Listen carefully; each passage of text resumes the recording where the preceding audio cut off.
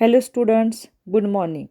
Today we are going to start the second poem of our 12th syllabus. The title of the poem Indian Weavers.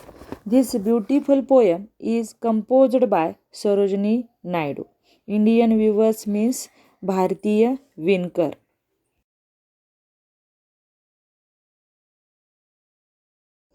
Sarojini Naidu, 1879 to 1949, was a political activist, feminist, and the first Indian woman who became the president of the Indian National Congress. She was an important figure in India's struggle for independence. Sarojini Naidu's work as a poet earned her the sobriquet of Nightingale of India. Later, she became the governor of the United Provinces in 1947, becoming the first woman to hold the office of the governor in independent India. Sarojini Naidu यांचा जन्म 1879 ला तर त्यांचा मृत्यू 1849ला झाला. सरोजिनी नायडू यांचा भारताच्या राजकारणामध्ये व स्त्रीवादी चळवळीमध्ये सक्रिय सहभाग होता.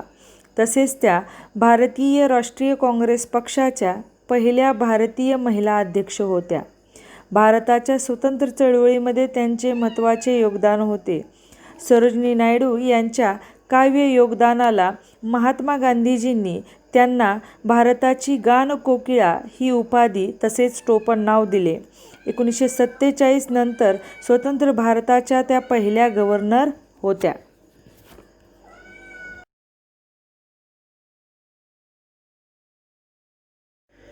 Indian Weavers is a short poem where the poet talks about three types of garment that the weavers weave at three particular times of a day. Each stanza of the poem represents the three important events of human life. First, birth, childhood. Second, adulthood, young. And the third, death, old. The color mentioned in the stanzas are very significant as they indicate the moods related to the events. भारतीय विणकर या छोट्याशा कवितेमध्ये सरोजिनी नायडू यांनी विणकर वापरत असलेल्या 3 वेगवेगळ्या वस्त्रांचा उल्लेख केलेला आहे. तसेच दिवसाच्या कोणत्या 3 वेगवेगळ्या वेळी ते विणकर हे वस्त्र विणत आहे याचा देखील उल्लेख केलेला आहे. प्रत्येक कडव्यांचा सारांश मानवी जीवनाच्या अवस्थेबद्दल सांगतो. मानवी जीवनाची पहिली अवस्था म्हणजे जन्म, बालपण. मानवी जीवनाची दुसरी अवस्था तारुण्य व तिसरी अवस्था वयोवृद्धत्व, मृत्यू. प्रत्येक कडव्यामधून वेगवेगळ्या रंगछटा वापरून कवयित्रीने मानवी जीवनाच्या 3 अवस्थेमधले वेगवेगळे प्रसंग व भावना या ठिकाणी व्यक्त केलेल्या आहेत.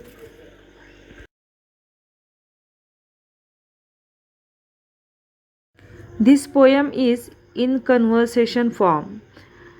There are 3 stanzas of 4 lines. Each stanza's first 2 lines are a question asked by poetess to weaver, and remaining 2 lines are a reply and explanation of weavers. प्रस्तुत कविता संवाद स्वरूपात मांडलेली आहे. कवितेमध्ये 4 ओळींच्या 3 कडव्यांचा समावेश आहे. प्रत्येक कडव्यातील पहिल्या 2 ओळी म्हणजे कवयित्रीने विणकराला विचारलेला प्रश्न आहे, तर राहिलेल्या 2 ओळी म्हणजे विणकराने दिलेली प्रतिक्रिया तसेच स्पष्टीकरण आहे.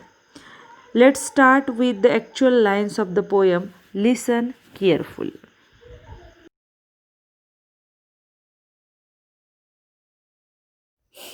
Weavers weaving at a break of day. Why do you weave a garment so gay? Blue as a wing of a halcyon wild, we weave the robe of a newborn child. First 2 stanzas, simple question of a poetess to weaver. Weavers weaving at a break of a day means at early morning time. Why do you weave a garment so gay? For whom you are weaving this beautiful, colorful, bright garment? Now the reply. Blue as a wing of a halcyon wild, we weave the robe of a newborn child. Weaver explained that they are weaving blue color garment. The blue color is so attractive like a halcyon wild's wings. kingfisher bird's wing. And this beautiful colorful garment, robes means clothes, they are weaving only for newborn child. हे या कडव्यातून कवित्रीने विणकराला विचारलेला प्रश्न आहे की भल्या पहाटी अतिशय आनंदी, अतिशय फ्रेश अशा मूडमध्ये हे अतिशय सुरेख वस्त्र तुम्ही कोणासाठी विणत आहात. विणकराची प्रतिक्रिया, भल्या पहाटी अतिशय आनंदी वातावरणामध्ये आम्ही हे निळ्याभोर रंगाचे वस्त्र अतिशय सुरेख, अतिशय मोहक, जसे हॅल्सिओन नावाच्या पक्षाचे किंवा किंगफिशर नावाच्या पक्षाचे पंख जसे मोहक असतात, तसे हे मोहक वस्त्र आम्ही नवजात बालकासाठी विणत आहोत.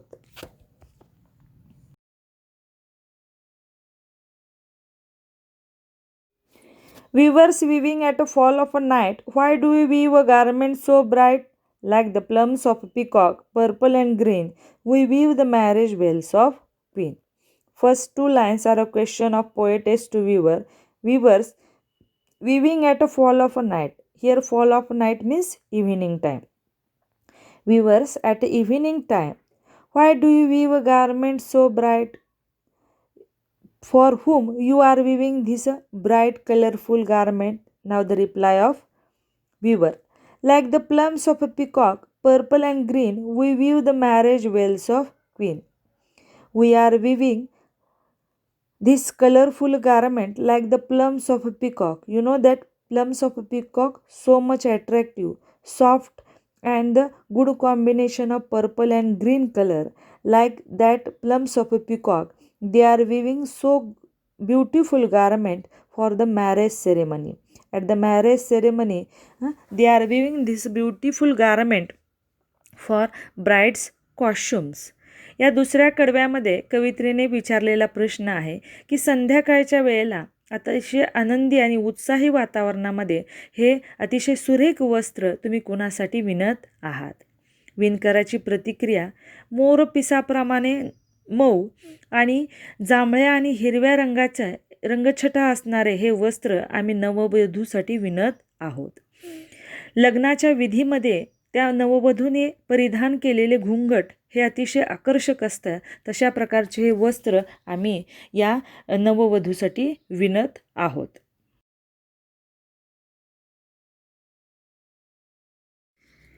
Weavers weaving Solomon and steel, what do you weave in the moonlight chill? White as a feather, white as a cloud, we weave a dead man's funeral shroud. The first two lines is a question of poetess. Weavers weaving Solomon and steel. Solomon and steel here silent and with a serious mood. What do you weave in the moonlight chill? Here moonlight chill means midnight time. At a midnight time, with a very silent and serious mood, for whom you are weaving this cloth? This is a simple question. Now the reply of weaver. White as a feather, white as a cloud, we weave a dead man's funeral shroud. Weaver explained that with a very silent and serious mood, they are weaving white colored cloth. And this white color is very similar to feather of a bird and cloud. And they are weaving this white colored cloth for the funeral ceremony of human. You know that after the death, at the funeral ceremony, the dead body is totally covered with white color cloth, which is known as a shroud, means कफन. या तिसऱ्या कडव्यामध्ये कवित्रीने विचारलेला प्रश्न आहे की अतिशय मध्यरात्री, अतिशय थंडीच्या वातावरणामध्ये, अतिशय शांत आणि गंभीर वातावरणामध्ये तुम्ही हे वस्त्र कोणासाठी विणत आहात.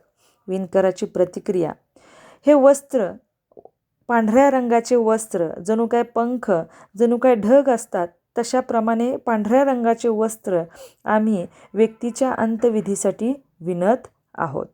अंत्यविधीच्या वेळी व्यक्तीच्या निधनानंतर त्या व्यक्तीला पूर्णपणे पांढऱ्या रंगाच्या वस्त्रामध्ये गुंडाळले जातं, त्याला आपण कफन असं म्हणतो. ते कफन आम्ही विणत आहोत.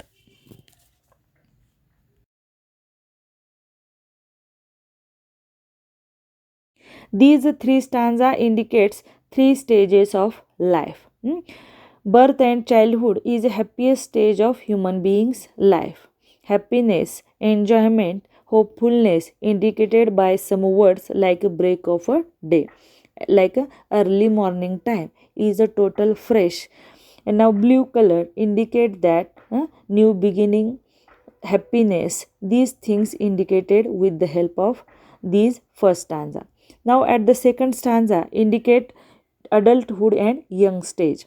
Young stage is a totally attractive period of everybody's life and full of enjoyment, creative period of human beings life. These things indicated by some praises and some colors. Fall of a night means evening time, fresh happy mood which indicated here. And the color which is known as a purple and green, like the plums of a peacock. Young stage is also very happy stage of human beings life.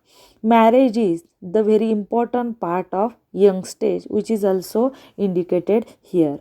Now the third stanza indicated death and old age.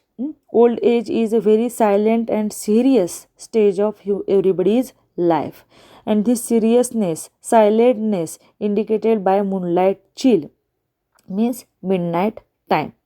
Without any type of a hope, without any type of a responsibility, old age is like a white colored cloth. Here feather and cloud, these are two symbols indicated that the old stage is very serious and silent stage, without any type of a hope, without any type of expectation. The life is only going on. या तीन कडव्याच्या माध्यमातून मानवी जीवनाच्या तीन अवस्थेबद्दल सांगितलेले आहे. पहिल्या कडव्यातून मनुष्याचं जन्म आणि बालपण या गोष्टी सांगितलेल्या आहे. बालपण हे अतिशय सुरेख आणि अतिशय आनंदी अशी अवस्था आहे. या गोष्टी अनेक प्रकारच्या शब्दातून या ठिकाणी व्यक्त केलेल्या आहेत. ब्रेक ऑफ अ डे, अतिशय भली पहाट, ही नवीन सुरुवात, अतिशय स्वच्छ आणि आनंदी वातावरण, त्याचबरोबर निळा रंग जो व्यक्तीच्या आयुष्यामधला आनंद व्यतीत करतो, या गोष्टी दाखवण्याचा प्रयत्न या ठिकाणी केलेला आहे. त्याचबरोबर दुसऱ्या कडव्यातून मानवी जीवनाची दुसरी अवस्था म्हणजेच तारुण्य. तारुण्य हे मानवी आयुष्यातील अतिशय सुंदर आणि अतिशय आकर्षक अशी अवस्था आहे. अनेक प्रकारच्या जबाबदाऱ्या स्वीकारत ह्या अवस्थेमध्ये अतिशय सुरेख गोष्टी या ठिकाणी वर्णिलेल्या आहेत. मोरपिसाप्रमाणे अतिशय मऊ आणि अतिशय रंग छटा असलेलं हे आयुष्य. त्याचबरोबर लग्न ही या अवस्थेतील अतिशय महत्त्वाचं एक बाब आहे. या गोष्टी नमूद केलेल्या आहेत. त्यानंतर तिसरी अवस्था म्हणजे वयोवृद्धत्व, त्याचबरोबर मृत्यू, हे तिसऱ्या कडव्यातून सांगण्यात आलेले आहे.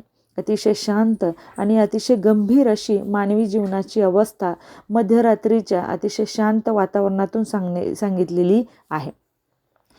वयोवृद्धत्व हे अतिशय गंभीर आणि अतिशय कोणत्याही प्रकारच्या अपेक्षा नसलेलं असतं. ही गोष्ट पांढऱ्या रंगातून नमूद केलेली आहे. पक्षाच्या पंखाप्रमाणे त्याचबरोबर ढगाप्रमाणे हे आयुष्य अर्थहीन असते. पंख जेव्हा पक्षापासून वेगळे होतात, ढग हे जेव्हा आकाशापासून वेगळे होतात, जेव्हा त्यावेळेस जे अर्थहीन असतात, तसं मानवी जीवनाचं आयुष्य मृत्यूनंतर अर्थहीन होते. या गोष्टी या ठिकाणी कवित्रीने सांगितलेल्या आहेत.